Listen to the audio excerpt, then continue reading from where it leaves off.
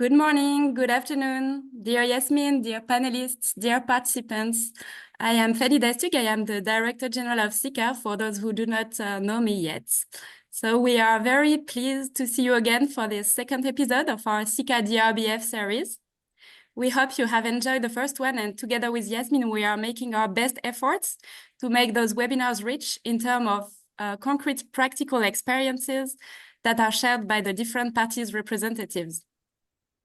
These webinars are only a part of our collaboration between CICA and DRBF, as we are also currently jointly drafting a position paper on dispute board process recommendations for all the stakeholders in the industry for dispute boards to be more efficient and thus better accepted by all the parties involved in order to, in fine, successfully achieve the construction projects.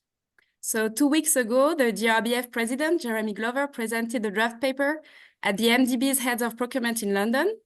And with the CICA delegation, we had the opportunity to present it specifically to the African Development Bank procurement team in Abidjan. We had the opportunity to receive some feedback. We also jointly organized in Abidjan a conference and training workshop for the development of local pools of experts. We will keep you informed of our upcoming joint initiatives between CICA and DRBF, but I will now leave the mic to Yasmin, who will introduce this webinar more in details. So thank you, Yasmin. Thank you, Fanny, for the great introduction. Hello, everyone. This is Yasemin Cinel. For those who do not know me, I'm DRBF Region 2 past president. And it is a pleasure today, again, to have our audience with a great interest and enthusiasm, as we have received in our first webinar. We are very pleased to contribute and continue our collaboration with CICA in joint events, webinars, and so on. As you know, in our first webinar, we set the scene. So we made the general introduction to the dispute board process and the dispute boards in general. We hope that today we will delve into a bit more detail, and we will be able to address hot topics and key issues about the appointment matter. For logistics, just please feel free to drop your questions throughout the panel and the webinar in the Q&A section of the webinar. Our panelists will be able to pick them up either through their discussion or at the end of the session in the Q&A section. To begin with, I'll make a very brief introduction to the issue, and then without further ado, I will introduce our panelists. So this webinar is about dispute board appointments. We all know that great care should be taken in choosing your dispute board member, because that will be a member that will function throughout your project, as we have said in the first webinar, and that member should bring benefit to the project. But how do we choose it? There are some basic criteria that we should consider, and our panelists will, of course, delve into detail on these. But let us have, as an introduction, what are those criteria? Experience, knowledge about the specific type of construction for the project, interpretation of contracts-related experience, fluency in the contract language, experience, again, as a team member of the boards. And that requires inevitably social skills, communication skills, and so on. Availability, of course, is another thing, because it is a continuous requirement to be available. Clear expression, clear writing in order to help the parties better. Physical well-being, because that is a long process as well, and it entails travel to the sites that the project is taking place. And finally, of course, for each project, there is the impartiality, independence-related issues that we should consider in mind. Once those criteria are more or less established in our minds, there are two ways. You either jointly conduct this process with your counterpart as employer or contractor, or you disagree. very differently from the tribunals in arbitration, where you can appoint your member without asking your counterpart or having their approval. In the dispute board process, the dispute board agreement is a tripartite agreement. So everyone should consent. It goes by agreement of all parties. Therefore, in case you agree to jointly conduct this process, there are selection issues that in this webinar we will be focusing on. And in case you cannot agree to jointly conduct the process, there is the next step of going to the appointing authority, which also has some other consideration and some practical observation that it requires that we will tackle in our next webinar in this series. Now, circling back to this one, let's assume that we managed as contractor and employer to agree and said that, okay, we are going to have a joint nomination. We will nominate our members. Then, how do we find these people? What do we consider in this research? What profession they must have? What nationality they must have, if whether or not this is a concern? Do we have interviews? How do we conduct this process? Basically, we will have these issues in mind, for the panel discussion that we will shortly have. So moving into our panel, for those who already participated to our first webinar, the panel is structured in a similar way with the first one. We aim to have a high-level practical input of the people. We have very distinguished panelists that we will shortly introduce. And accordingly, we will have the insights from the contractor side, employer side, and a little bit, and moderating two of them, the dispute board side, in relation with these dispute board appointment matters. To that end, we would like to go to the introduction phase. Shall we, Fanny? Yes, sure, Yasmin, thank you. So first we will present Aisha. So Aisha Nadar is a president-elect for DRBF Region 2 Board of Directors, and she is an engineer. She has been actively involved in all phases of the negotiation and implementation of large-scale cross-border infrastructure and defense programs for over 30 years. Her procurement and international contract management experience includes holding senior-level positions in the US, the Middle East, and Europe. She regularly advises clients on strategic procurement planning, contract drafting, contract management, and dispute resolution, and acts as arbitrator, mediator, and dispute board member, and has experience of ICC, LCIA, SEC, DIAC, AAA, UNCITRAL, and FIDIC rules. Thank you, Fanny. And I will introduce Ismail Essa. Ismail Essa is DRBF's current country representative for South Africa. And I should mention that next year we will have our international conference in South Africa, Cape Town, and Ismail will be chairing the conference. We thank him on our behalf again for all these efforts. He's a civil engineer as a professional background and has 43 years experience in the construction industry. He is serving as dispute board member and as arbitrator in various projects and disputes.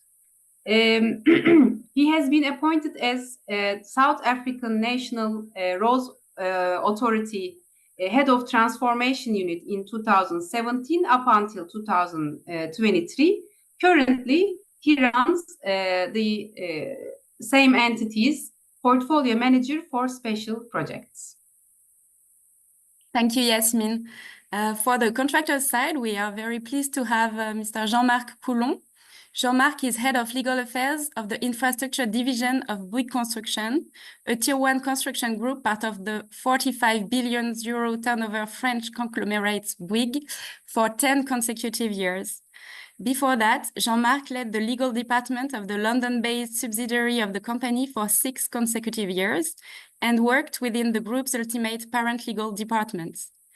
Jean-Marc's experience and practice on large capital construction or industrial projects at first focused on drafting and negotiating complex contracts and gain all-round legal assist capacity of projects developed under project finance, PPP schemes, and more recently with an emphasis on litigating disputes involving such projects in courts, domestic and international arbitration, and alternative dispute resolution. Jean-Marc is one of the founding members of the newly created Association for Innovative Practices in Arbitration. So I think we have, yes, introduced all the panelists. Thank you for being there today and sharing your experience with us. I will now leave the floor to Aisha, who will moderate the panel of today. So thank you, Aisha. You are mute, Aisha. I think I'm out of practice with the COVID is too many years ago, and thank you for that. Thank you for the very kind and warm introduction, Yasmin and Fanny. And you've set the stage well for Ismail, Jean-Marc, and I to discuss appointment and look at it both from the employer side and the contractor side.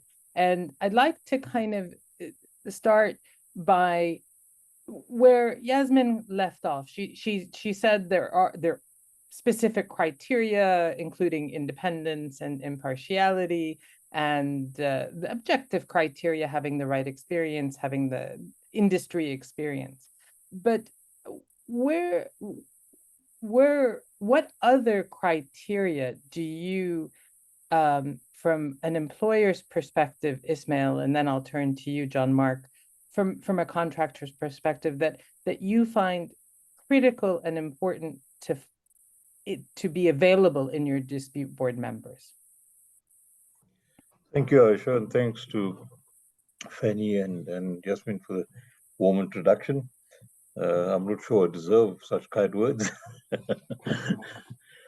Just from our side, I think the most important thing that we look for is people that are respected in industry and that do make a difference. They have the experience, they have the knowledge, the legal knowledge as well as the technical knowledge in trying to resolve a dispute. Disputes develop in many ways, but we need versatile people. We need people who respect that are respected in the industry, and their word carries a lot of weight in terms of the gravitas that they carry into the situation. And therefore we try to use, as far as possible, retired people, because they're not conflicted in any way. They're not seen to be batting for any particular side or anything of that nature. So we look at those, we look at the qualifications, both from a technical point of view and a legal point of view. We're not literally necessarily looking for lawyers, but people with a good understanding of contract law and construction law. Those are very important towards the resolving of disputes. Also, an important part is the persuasive power, because we're really trying to resolve a dispute between two and sometimes more than two parties to try and create a situation where they walk away from this either equally happy or equally unhappy. So that when they leave the situation, it's in a good space, that the dispute is resolved and we can move on. And as you know, with adjudication, speed is one of the biggest problems, and the flow of cash into the project to keep the contractor going, especially, is critical to the success of the project from a contract point of view. The other issues that we look at is the chairpersons are very important, especially on the three-member panels. And we try and look for a chairperson with at least 20 or 25 years experience in the sort of dispute resolution process, and not too technical, but somebody that can control a meeting, in these kind of things, especially if you're going to have hearings. People can get a little out of hand, tempers rise, and emotions get carried away. So somebody can control the meeting and run with it. So those are important things as well. And then a balance in the panel as well. Balance in terms of skills. You don't want all engineers, otherwise we end up talking too much technical stuff, and we ignore the financial stuff. So you need a QS as well to try and balance things, or somebody with a good financial background, not necessarily an accountant type of person, but who understands the costing and things of that nature. So those are I'm going to stop you there, Ismail, because I think we have quite an array of, we talked about the members, we talked about the chair, and we talked about the balance within the panel. So the characteristics and the things that you're looking for are, from an employer's side, are a multitude of issues that I'd like to get John Mark's comments from. Are these similar from a contractor's point of view, or do they diverge? Hello, everyone. Thank you for having me as well. I realize I'm the only one which is not an engineer in the panel, so I'll try to keep up with you both, Ismail and Aisha. I think I would answer your questions, and you realize that maybe the goal is probably the same as the one which has been outlined by Ismail, but maybe with a different thinking or different journey. Where I and there are a number of factors or criteria that has been listed by Ismail, which are the same in our views, and we are sharing the same worries, which is the mix of skills, which is the gravitas, which is the ability to run proceedings, and the experience beyond the expertise. But the angle I just want to answer your question is the following. A dispute board issues, depending on how the drafting is of the clause, either binding recommendations or non-binding recommendations. It's all depending on how the contract is drafted. But where we see things being most efficient is when, whether it's binding or non-binding, it has to be the first and the last step of the process. Even though there is a multi-tiered dispute resolution provision, board might be followed by arbitration or might be followed by court. The intent for us is always to start with the board and finish with the board. I mean, getting to resolutions at this first step. So this is with that in mind that we would have our thinkings will be elaborated around the qualities that the members need to have. This is where, in practical terms, the translation of this is that we want to make sure that the person who will form the board when issuing their recommendations will somehow get us, both parties, to the conclusion that this is what we have to implement. We have to basically apply the recommendations of the board. As you well know, unlike an arbitration panel or a court, even if the decision is binding, it's only binding. It's not judged. It's not awarded. So it's still down to the parties to apply it or not. So that weakness of the boards, if I may say so, we try to compensate it by basically appointing board members who will basically make the parties thinking that, well, yeah, decisions they made make sense. It is very likely that it won't be overturned. So let's proceed and apply it. So that's the general thinking behind our approach to things. This is very interesting because I see that Ismail said he wants gravitas, which you agreed with, and this persuasive power, and that's something that may be difficult to assess. How is it that you go about selection and identification of somebody with the right gravitas or the right persuasive power Ismail, how do you approach identifying that your potential member has the criteria that you are looking for and seeking? Well, we try to use our own people in South Africa as far as possible, and we know them. And most of them come from a contractual background, being contract engineers and things of that nature.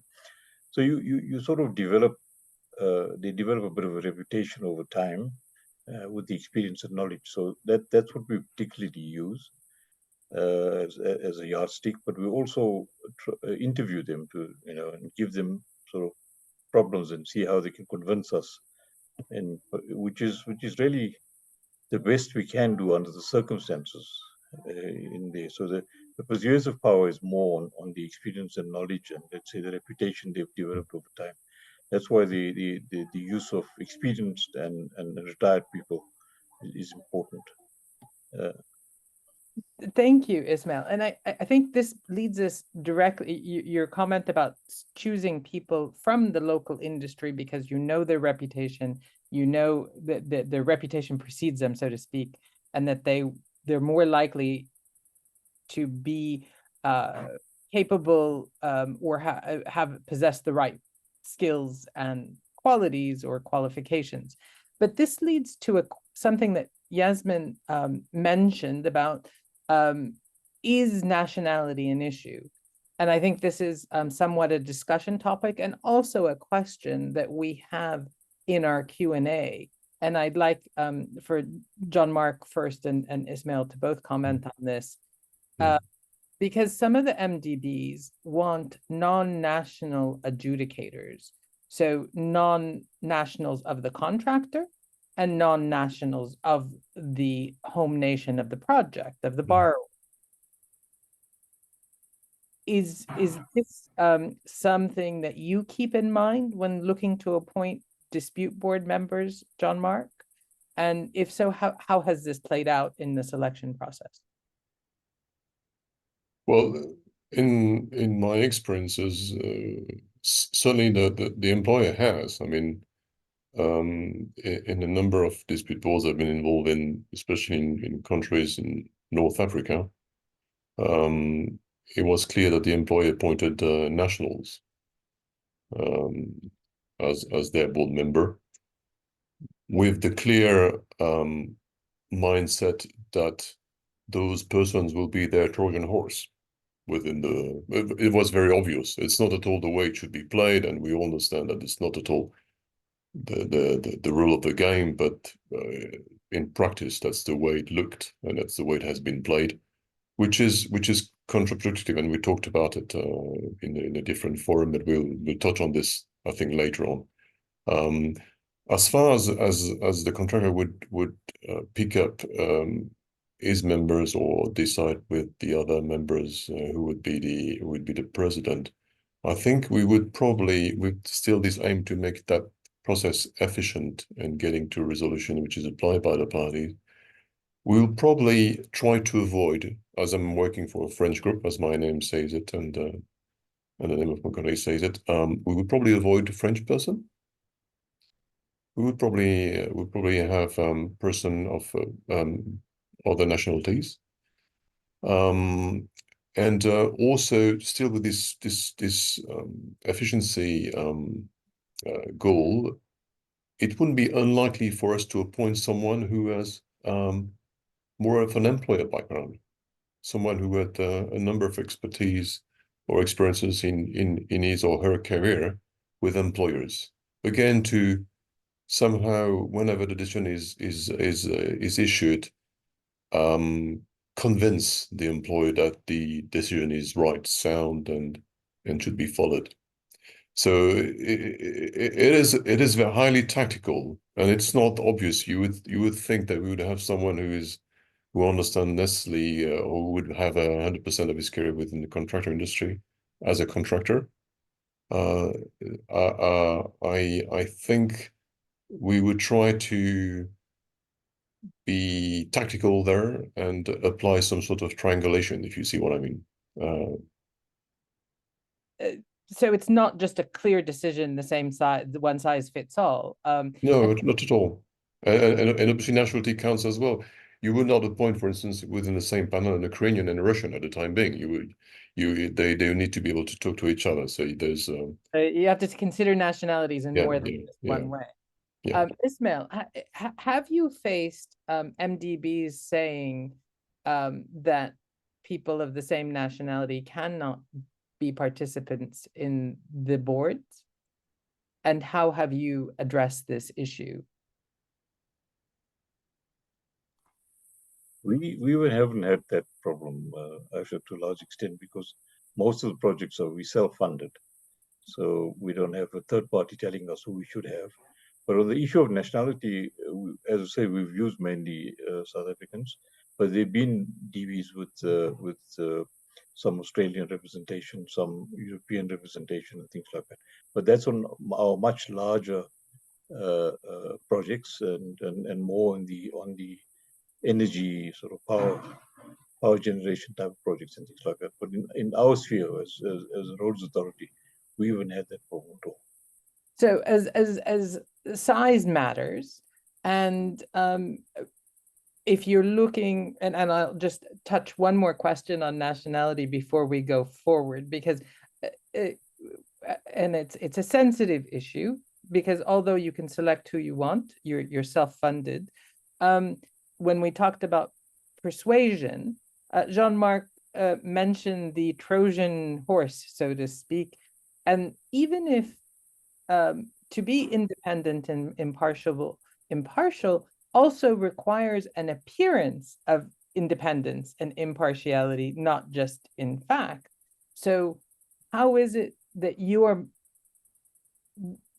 select members of the same nationality, but yet would be acceptable to international people, contractors of outside nationalities?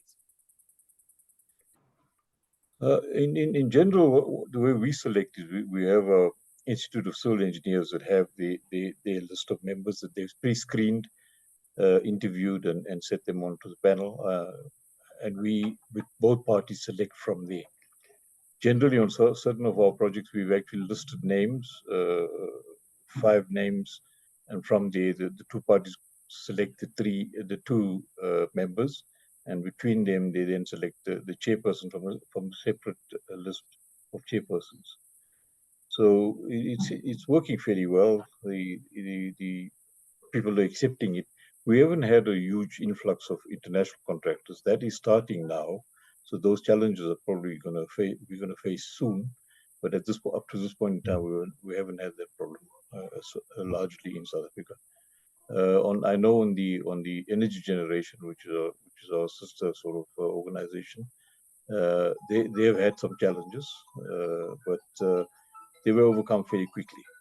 Thank you. And I'm going to kind of draw on something that Ismail said, and the idea of having a balanced team. So having a QS, maybe somebody that has costing, somebody that understands the legal, somebody that can really help the entire project, and selecting the 3 members to be a balanced team together. How, in your experience, do the parties approach that? Do they work together to come up with the criteria and then identify people, or collectively identify people and find a list and then use the selection that is the selection of striking out names or selecting names? Or can I ask both of you, starting with Jean-Marc, to comment on that? Yeah, sure. Well, from what I've seen, we're not really conferring. I think when we know we're going to go to a dispute and appoint the board, or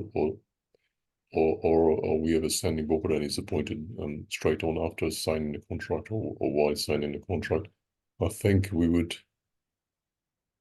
Again, it's a question of tactic, as I see it. Either you shooting first, or you let the other party shooting first, and then you adapt. And I agree that in most cases, it would be wise to have someone for the law, someone for the technicalities, or engineer side of things and someone for the money. Let's put it this way. This is the three skills which has to be combined one way or the other. So if we're appointing someone because we think it's suitable person for the role, and he appears to be a lawyer, then usually the other party appoints one of the two other skills, and then together with the insight of the parties appointing them, the two members are appointing the third party, hopefully having the third skill. So in your experience, the balance of the members of the board is an organic process as opposed to a structured going in process. Ismail, have you ever coordinated as an employer with the contractor in selecting all three members together?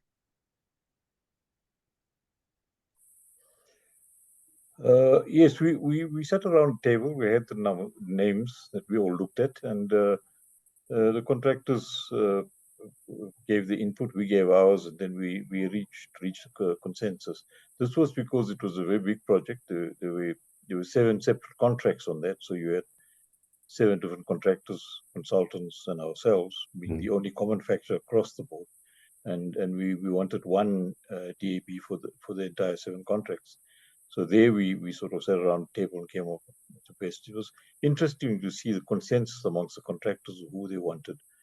The consultants were not that united and came up with good things, but the contractors definitely knew who they wanted. Either might have discussed this beforehand and came with a consensus opinion and choice. I'm not sure, but certainly there wasn't too much debate amongst themselves who they wanted. Is this a process that you might recommend to others for standing boards and large projects, that the parties jointly look at the composition of the board?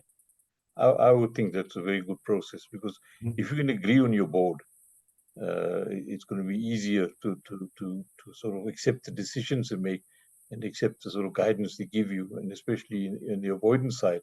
If the respect and the members have gravitas, definitely on the avoidance side, that would be a very big plus factor.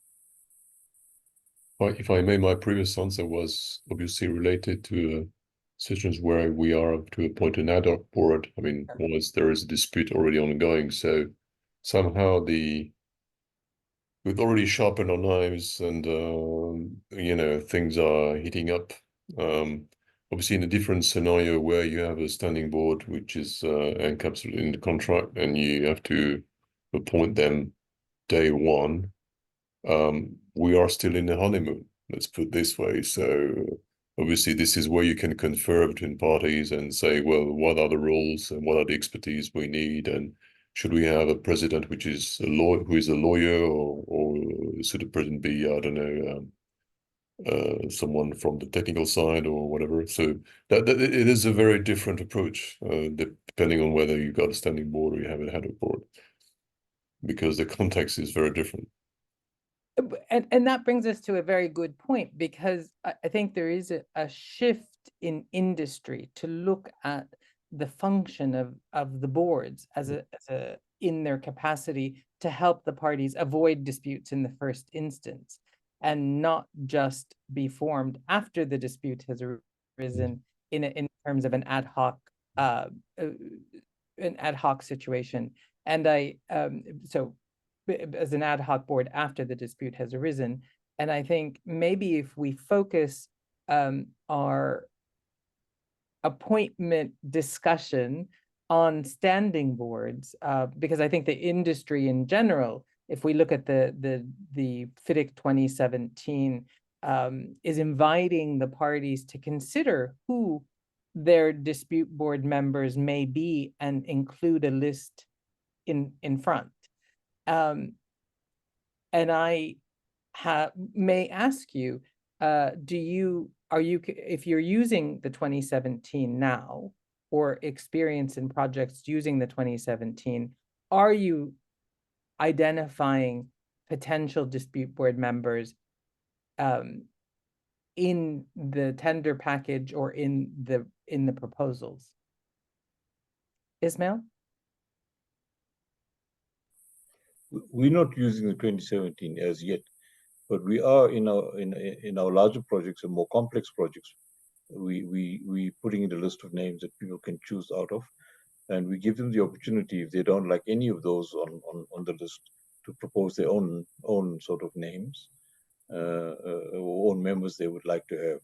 So it's more an advisory capacity that we put the names forward. It's not cast in stone that those will be your members. The chairpersons, we're a little bit more, let's say, strict on that. We say from these you'll have your chairpersons, but the members, we were more flexible on that. That's what we're doing, but that's something we've been experimenting with for the last 5 years or so. It's working fairly well, I believe. Thanks. Thank you. And Jean-Claude? If I understand correctly, your question, Aisha, you're wondering whether we are discussing this or we are asked by the employer to discuss this at the bid stage. At the bid stage. Which I don't think I ever seen that before. At the earliest stages, we are discussing this is when by luck we are awarded, and then we are in the discussions of the terms and conditions, and at this moment between award and signing a contract, or sometimes there's some contracts having like a provision saying that you need to appoint your members within X days of signature of the contract. So that's early days of execution of a contract, or right before, between award and execution of a contract. That's where these things would be discussed. But I have never seen that being some sort of one of the criterias to appoint a contractor. It is something that the 2017 FIDIC suite of contracts has introduced. And so if both parties haven't really faced this as of yet, it is something that may come in the future and may be thought about in the future. But let's go to some of the questions that are coming up, because Ismail was focused on the people agree with the balance of the board, but they were taken a little bit aback because not all of them, I believe, are as old as me and you, Ismail, on this panel. So they're saying, oh, 20 to 25 years experience, that is quite a bit. How is it that new people can, or people that have a little bit less experience can be also participating in dispute boards, and how would one prepare to be considered as by you as a potential board member? Okay, for that, on our large construction projects is what I've been talking about now. But our less, let's say, complicated project, which is a straightforward maintenance projects or sort of asphalt overlays and things like that, we are less complicated and not so difficult. We bring in less experienced people there, with sort of 10, 15 years experience. So we start at the minimum of 10 years experience and moving up. So those are the ones where people sort of get experience and exposure. And further to that, we've also started what we call a pupillage. So we bring in people with 5 years experience with the requisite qualifications, technical qualification or a QS type of qualification, together with some training in dispute resolution. So either as a mediator or the adjudicator or an arbitrator. And then we pupil them onto the board. So the chair of the board, a 3-person board, would take responsibility for bringing these people in and training them and mentoring them and assigning them tasks. And we try and keep them onto this board for the duration of that board. So if it's a 3-year project, they'll be there for 3 years. If it's a 1-year project, they'll be there for 1 year. But we want a minimum of 2 years privilege so that we expose them. So there is a sort of ladder that you climb up to get to the top, and we assist you in that. And we do pay our pupils a stipend to be there. So it's not for free, but it's not what the chair would get or one of the full members would get. Thank you.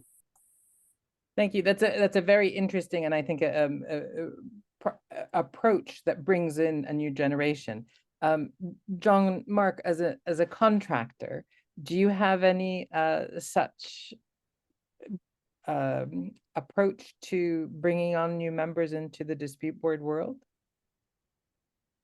Well, there's 2 issues. New members, yes, sure. The question of their age and experience is another.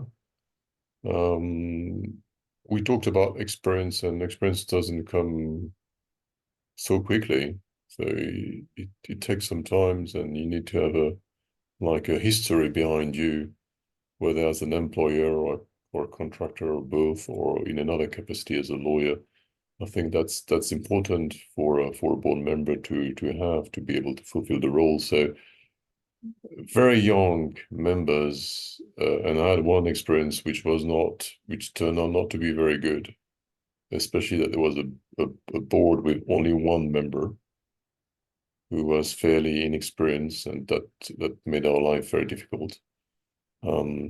But age is certainly an issue, I think, and at both ends of the spectrum. If you're talking about standing board or for a very large project, which can be in place for, I don't know, a decade, you wouldn't want someone which has 75, for instance, as well, because life has an end as well, as you know. So age is an issue, of course, and we think about that as well. But your questions about having new or younger or members from younger generations leads me to another thought, which is there is an overall comment I heard many times about having boards on smaller size projects. Because often people say, well, that's too expensive. I mean, it's large project spanning over years and with lots of potential for disputes. I think we can afford to have a board, but for smaller one, that's not the same story. And I doubt this. I think there's value for money in having a board. I mean, the risk or the cost against the reward is very good. So maybe that would be one way to somehow innerve the limited word of international board members with new blood, younger persons, if they were somehow having their trainings also on smaller size project, I think. Interesting. And we do have a very specific question on this, because this is a question to dispute board members, and a question that we have is about the fee. Is it this person is the dispute board appointment is being delayed because of the negotiation over the fee? How do you approach setting fees with your appointed dispute board members, and is there a long negotiation process? Is that for me? I Yes, don't. Jean-Marc and Ismail. I think this is for Okay. both of you. We had one discussion once with one president who wants to be paid significantly higher than the two other members. We felt a bit uneasy with that. Because first of all, we thought that all three members should have the same fees. First of all, maybe there are other politics in that respect, but that's the way we approach things. I think they should be paid the same. But the gap was so huge that we didn't make a deal with that person. And in all honesty, I don't think that person was so much interested into the job. So that's probably the reason why it was so stiff. But all in all, apart from that very specific situations, I don't recall discussion to the death on those things. I think there is a market, and there is an average fee. We know where we are, and I think it doesn't lead to endless discussions. I don't think so. As far as I've seen. So you want, I mean, you are more comfortable with parity of the three board members making the same or charging the same fees. Ismail, your comments on that, on the fees and the structure. The way we operate is we give the chairperson between 5 and 10% more because he's got more administrative work to do and write up the reports and keep the minutes and things like that. So to compensate him for that, we do that. But what we do is we categorize our members into 4 levels or 4 grades, and we have a sort of range of a fee per level. So we said one of the most experienced, obviously, and let's say qualifications and things like that, we get the highest fees, and then we go down the line. And then we try and also convince the guys that we don't need all, let's say, the highest level guys from this project. We can maybe bring in 1 from there and 2 from a slightly lower level. We give a bit of mixture and also give that exposure and a bit more experience. So we set the fee almost in a grade, and we say you fit in there, so that's what we want to pay you. And if they agree, then that's fine. If they don't, then we look for somebody else. So you know the fees that you're willing to pay, and they're not Yes. they're not based on. Yeah. But And the tenderers also know that because we publish that into our documents as well. So when they're pricing, they know they're going to be paying people at that rate.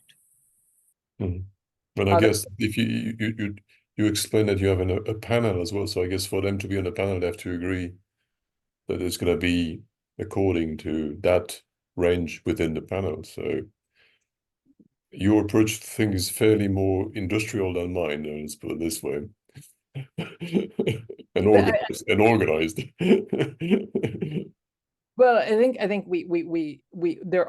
there is a benefit to having panels and people applying to get on a panel, but then there are benefits to having an open list because sometimes panels take a long time to get regenerated and populated.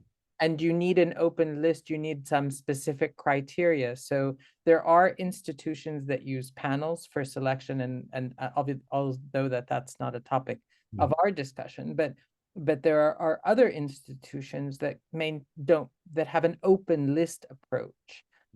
So every appointment is made regarding the criteria that is made for the specific characteristics that are being looked for or being sought on that particular appointment.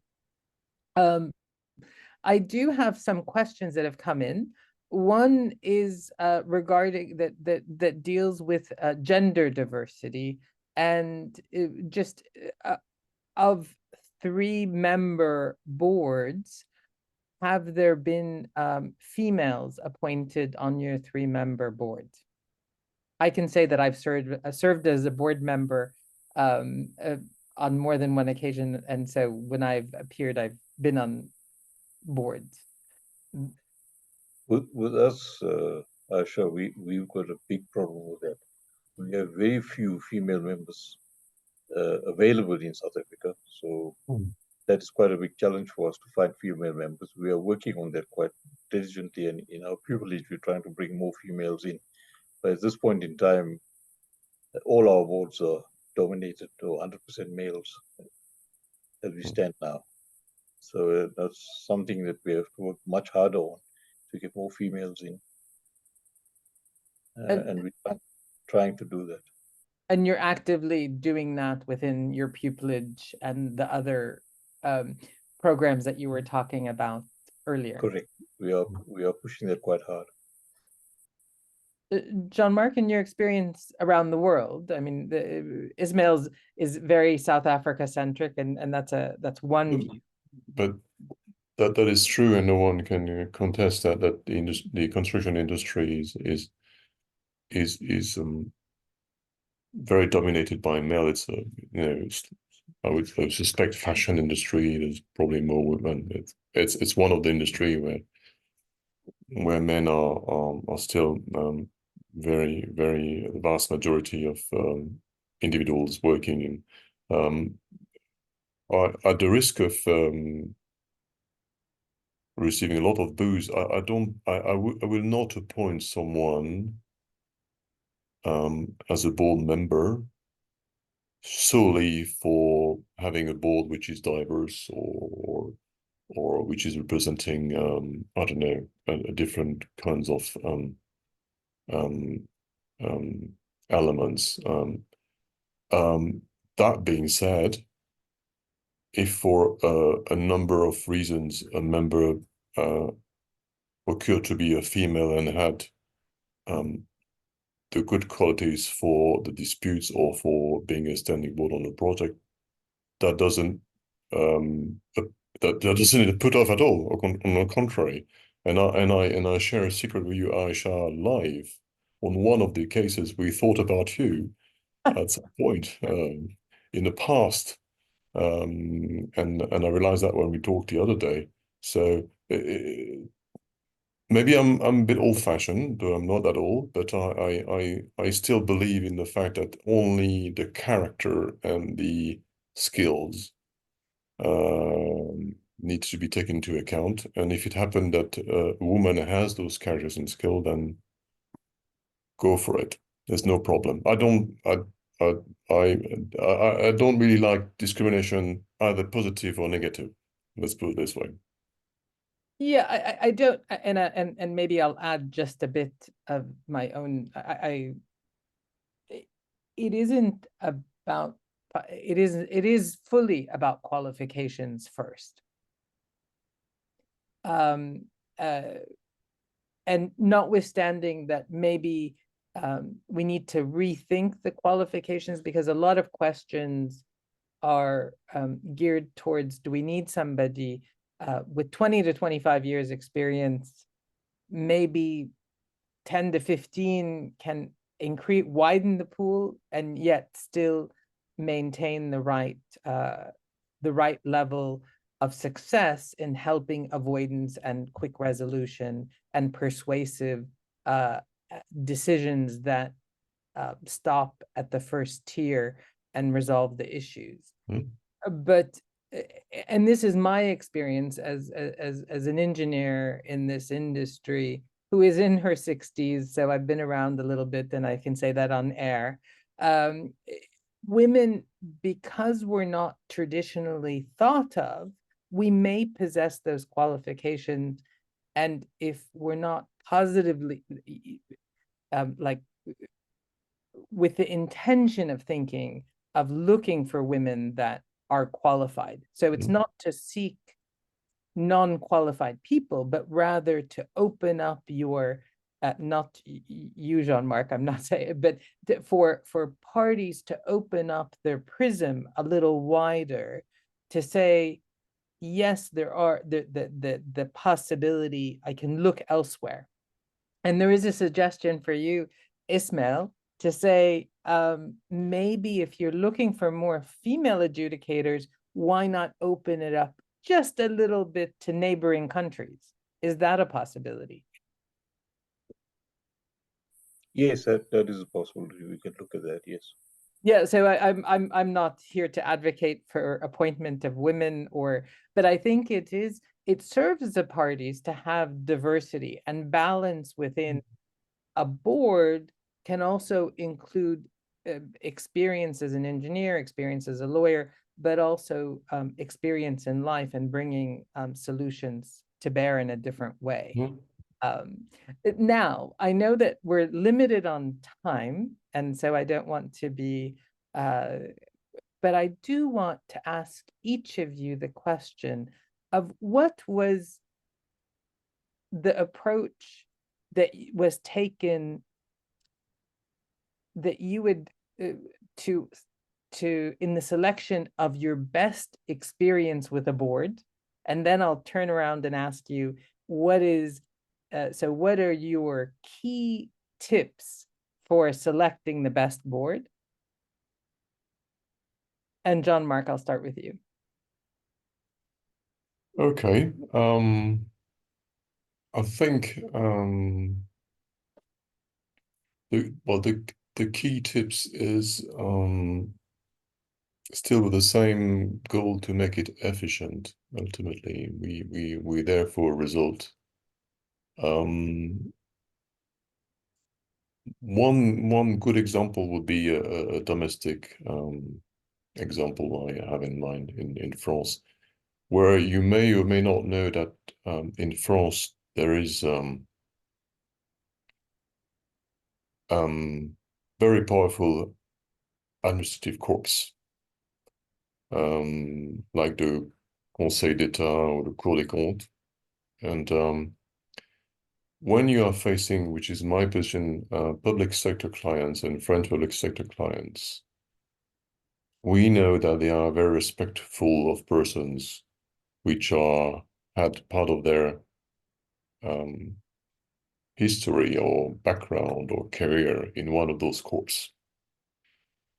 So in France, I would say that even though they are public sector and we are private sector, I think it would be a very wise move to appoint someone from those corps, because that would probably educate the parties. They would probably say, well, they've come with that solution. This is their recommendations. We won't get any better from anyone else, from a court, from an education, from an arbitration. So one tip is definitely to understand, and in each country there are some specifics like this. We know there are people who are of a specific breed, let's put it this way, and we know they will have some sort of ascendancy over the other party. So that's one tip I would say. The other tip is don't worry about the Trojan horse. It happens because of people are not used to use boards. Because the Trojan horse always fight back at the parties who is basically playing that game. Because naturally, out of the 3 members of the board, the 2 others will basically getting closer and somehow sideline the Trojan horse. And ultimately, that is to the detriment of the party who's playing that game. So never appoint someone with the aim to believe or think that someone will be your spy in a boardroom. Make sure it is someone who is well balanced, fair, equitable, has the right skills, expertise, and throughout the process, play the game as it should be played, i.e. you shut any contact once appointed. That's the board, who's the third party altogether, and you are just one of the 2 opponents or game players in front of the boards. That's my tips, I would say. Thank you, John Mark. And I'm going to turn to Ismail and ask for his tips. From our side, the best board we had was 3 engineers, one being a contractor, spent all his life being a contractor. The second one was a consultant all his life, and they both had retired. And they were chaired by a third person that came from a mixed background, a mixed sort of experience, being initially a contractor and then became a member of a client body or employer body. And between the 3 of them, the decisions that came with the speed they came with it, and the accuracy of or let's say the persuasive power was so great that we almost had no disputes to look at. Everything was done on a basis of avoidance, and they worked extremely well. And I think the important part that we overlook is the 2 parties, the employer party and the contractor party accepted whatever came out of there, and they were very comfortable, although some of the decisions went against of the parties. They accepted in the spirit that it was given. So that was what was success for us. The construction background, the let's say the design background, and someone that had also been an employer for a while who understood that aspect as well. So I think the balance in that manner worked quite well. Thank you. It is really, this leads me to one of the questions here, because if you have a 3-member board that and you have somebody from the contractor, somebody from the employer, so you're representing all the views and you can help the parties and be persuasive and avoid the disputes in the first instance.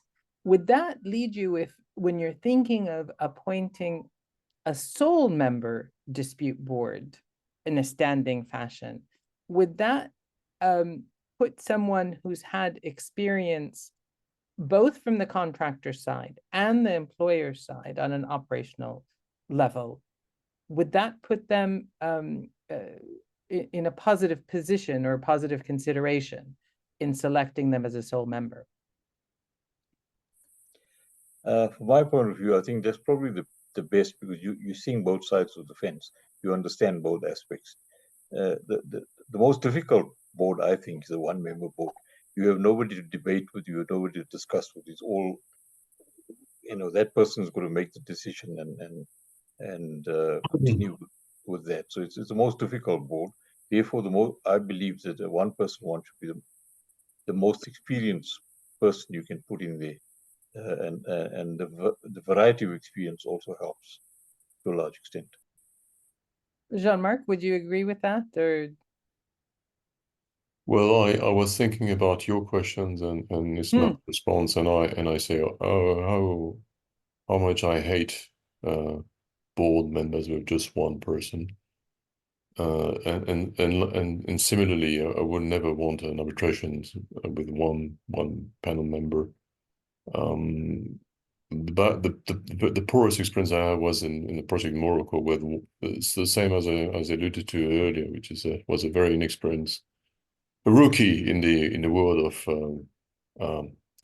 a young French engineer, and who was doing that for if not the first time, the very first times, and he was the single board member, and that was disastrous, in many respects, in terms of skills for running the proceedings and in terms of news and gravitas.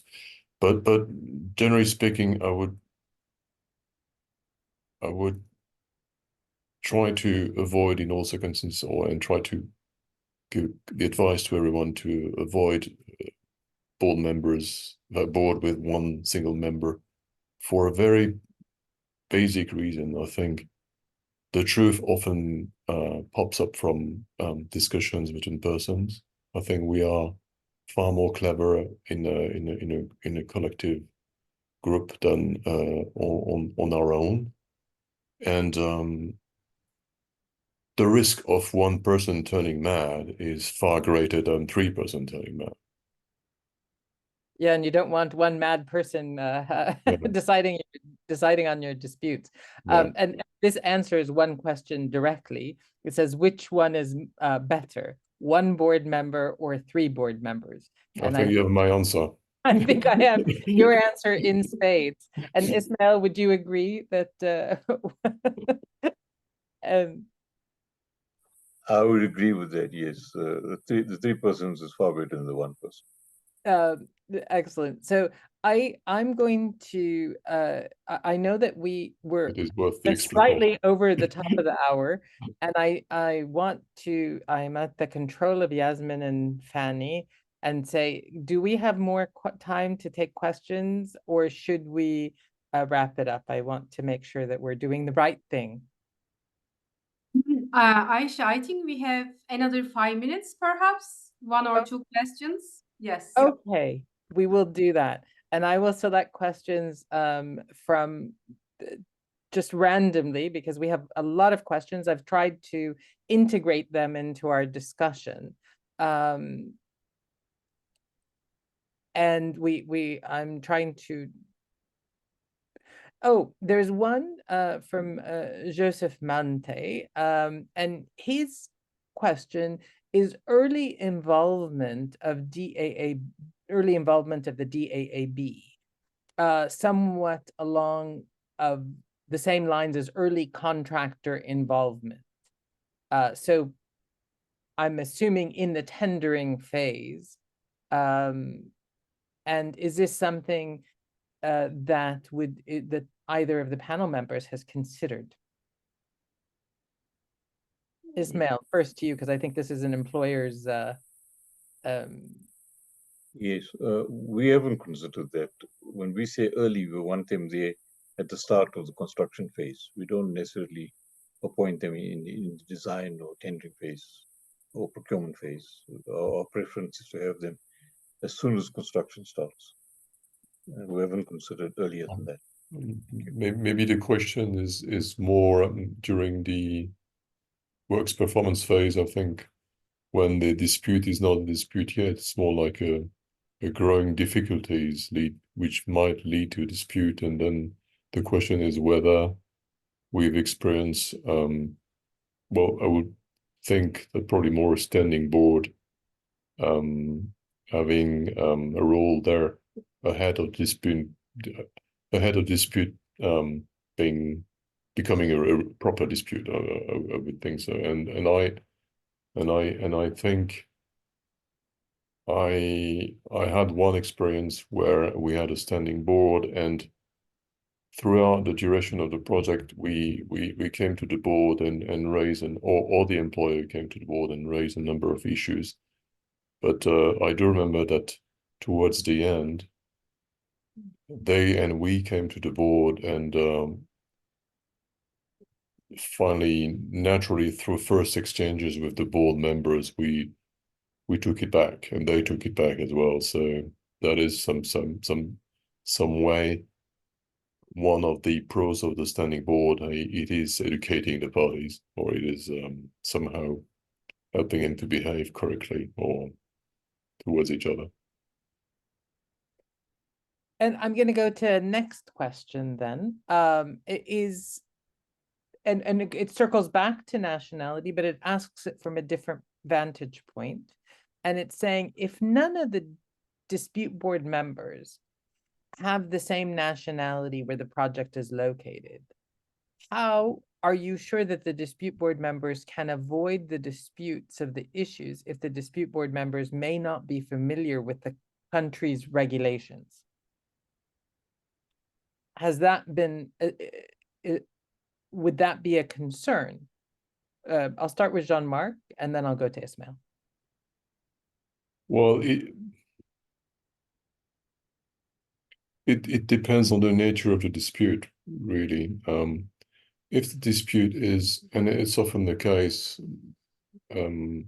more of a purely contractual nature, there is some legal background, obviously, which is coming into play, but it's a different reading of a provision sometimes, and or different understanding of facts. So I would tend to say that in that case, it is highly unlikely that that will cause a problem. This being said, my counterpart is usually a national corps or entity or a government body, public sector, and I never seen them appointing someone who is not from the country, to be honest. I think Ismail said it as well. So the risk of having someone having a panel with 3 members which are not from the country, I've never seen it, because it comes immediately, and it is the employer who appoints someone from the party, from the country. I mean, I have to say, I have experience of boards where there is no one from the country that's appointed. And sometimes MDBs do require non-nationals from either side. So it can happen. And Ismail, I'll give you the word on this issue. Well, yes. Within the entity I work for, we didn't have that. I don't have that problem, but certainly in the power generation side, there was a board of 5 members who were all outside, appointed from outside of South Africa. Fortunately, it was a longer term one. It was a 5 to 6 year duration of appointment. And what was found in the beginning is that simple and easy decisions took long, let's say in the first 2 years of the duration of the board, because the guys had to do a lot of research and try to understand what the local sort of regulations were and rules and legal aspects were. But after that, once they got familiar, they got, the decisions start coming much faster. But in the early years of the project, it was a quite cumbersome and difficult until the guys found their feet and got a much better understanding. And I think the client also spent a lot more time with them, helping them understand the local rules and legislation. But I think it's also depending very much on the context. If you had a board for a dispute between a public sector client and a contractor in France, for instance, where you have it, or in any other country where you have a very important part of the rules applying to your public sector contracts, which are deriving from which are not basically in the four corners of the contract, which are implied by unrestricted law, which is something which is very important in France, and I assume it's the same in Spain or countries like Italy. I wouldn't dare having a board which would not include a public law specialist. So there you would have to have someone who is French, obviously. So I think we circle back to there's the famous, it all depends. You really have to know the project. Yes, to know the jurisdiction. people, the jurisdiction. You have to know the audience, the people, the participants in the project, because at the end of the day, to select properly means that you can keep they'll have that persuasive nature, they'll have the gravitas, to help the parties make sure they don't escalate their disputes and resolve issues at that level, at the hopefully avoid in the first instance, and focus on the project success. If you have the right, they team with the project participants to have that success. It's been a pleasure and a privilege for me to join Jean-Marc and Ismail in this discussion, and I will turn it over back to Yasmin and Fanny. Thank you very much, Aisha. Thank you very much, Jean-Marc and Ismail, for the wonderful discussion. We had over 20 questions, probably more, because there were some in the chat section as well. Thank you very much for addressing as much as you can. Of course, we are constrained by time. Fanny, I'll leave the floor to you for the announcement of the next thing in our calendars, and I thank also the audience for their continuous interest. Thank you, Yasmin. Thank you to all the panelists. I am pleased to announce that our next joint event will be in Paris on the 26th of November. We will host a conference, CICA EIC conference, but also partnering with DRBF. The main topic is collaboration for construction projects. We will have the participation of NEC, FIDIC, and others. And the third session is really dedicated to disputes avoidance and resolution. So Andine has shared in the chat a link, because we also offer the possibility to join online. So you are all welcome to attend this event. So thank you very much, and we look forward to seeing you soon.